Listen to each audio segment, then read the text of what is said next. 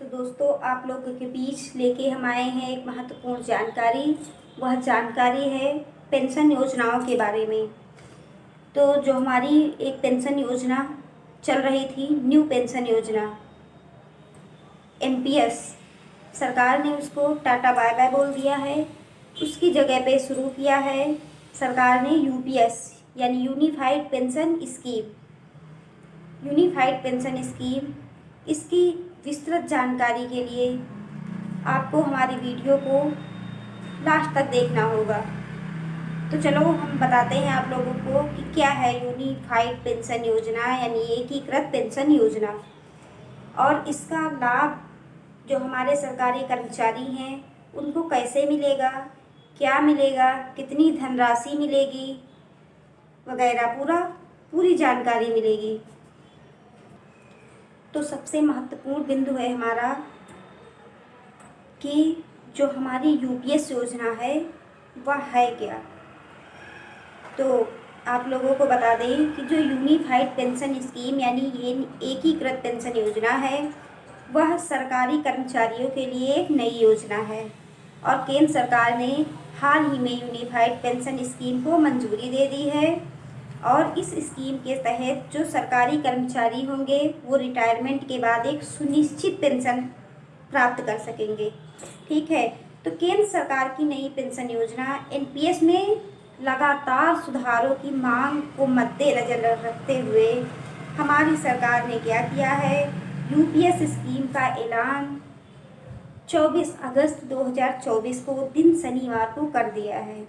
ठीक है, अब आगे हम आपको बताएंगे कि इसका लाभ हमें कैसे मिलेगा और इसकी धनराशि क्या होगी। तो जो यूपीएस के तहत सरकारी कर्मचारी जो हम उनको रिटायरमेंट के बाद जो होगी सुनिश्चित जो क्या होगी पेंशन मिलेगी, वह होगी क्या, वह होगी कि जो रिटायरमेंट के जो लास्ट के 1 साल यानी 12 महीने की जो होगी एवरेज बेसिक पे स्केल, उसका 50% दिया जाएगा। और दूसरा हमारा इम्पॉर्टेंट पॉइंट है कि कर्मचारी जो होंगे वो 25 साल की सेवा के बाद इस पेंशन के हकदार होंगे।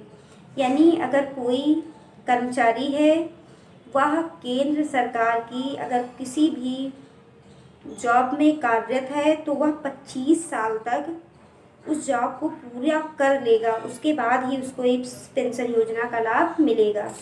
उसके बाद और दूसरी एक और इम्पॉर्टेंट महत्वपूर्ण जानकारी है कि अगर कोई भी पेंशन भोगी है जिसको पेंशन मिल रही है, अपने पेंशन का हकदार है, अगर उसकी मौत हो जाती है तो क्या होगा, तो उसे उस वक्त तक मिलने वाली जो पेंशन होगी उसका 60% उसके परिवार वालों को मिलेगा। और हाँ, अगर किसी कर्मचारी को 25 साल से कम और 10 साल से अधिक सर्विस है उसकी, तो उसकी जो पेंशन की राशि होगी वह समानुपातिक आवंटन के आधार पर तय की जाएगी। और सबसे महत्वपूर्ण पहलू यह है कि कर्मचारी का कार्य वर्ष जो है चाहे जितना भी हो, उसकी पेंशन जो होगी वह 10,000 से कम नहीं होगी।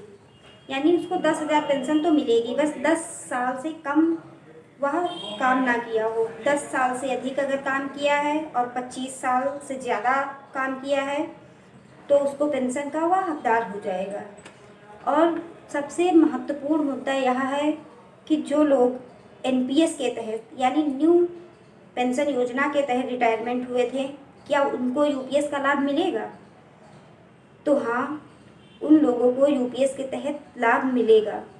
तो क्या होगा, यानी जो हमारे सूचना एवं प्रसारण मंत्री अश्विनी वैष्णव जी हैं, उन्होंने बताया है कि उन सभी केंद्र सरकार के कर्मचारियों पर यह नियम लागू होगा।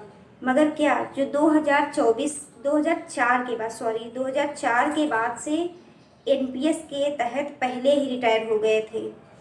हालांकि नई योजना जो हमारी आई है यूपीएस यानी यूनिफाइड पेंशन स्कीम, वो 1 अप्रैल 2025 से प्रभावी रूप से लागू कर दी जाएगी। और जो 31 मार्च 2025 तक सेवानिवृत्त होने वाले सभी कर्मचारी जो होंगे उनको यूपीएस के इन सभी लाभों के लिए पात्र माना जाएगा। यानी जो 31 मार्च 2025 के पहले रिटायर हो जाएंगे उनको यूपीएस का लाभ मिलेगा।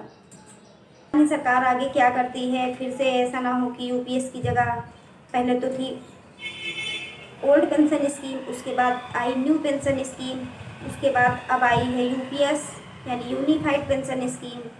अब आगे का पता नहीं है, मतलब कि जो वो तो सरकार का काम ही है, पर हर समय कुछ ना कुछ बदलता ही रहता है। और जब चुनाव निकट होते हैं तब तो कुछ ना कुछ बदलाव होता ही है, वो तो आम बात हो गई है। चुनाव आएंगे तो चुनावी लड्डू ज़रूर मिलेगा। ठीक है, अब आप लोगों को मेरी वीडियो कैसी लगी? अगर आप लोगों को मेरी वीडियो अच्छी लगी है तो कमेंट बॉक्स में जाके कमेंट कीजिए और मेरे वीडियो को लाइक कीजिए, चैनल को सब्सक्राइब कीजिए और वीडियो को लोगों के पास शेयर भी कीजिए, जिससे कि मेरे चैनल पे व्यू अच्छा आ सके और मेरा चैनल मोनेटाइज हो सके, क्योंकि मेरी ये पहली वीडियो है।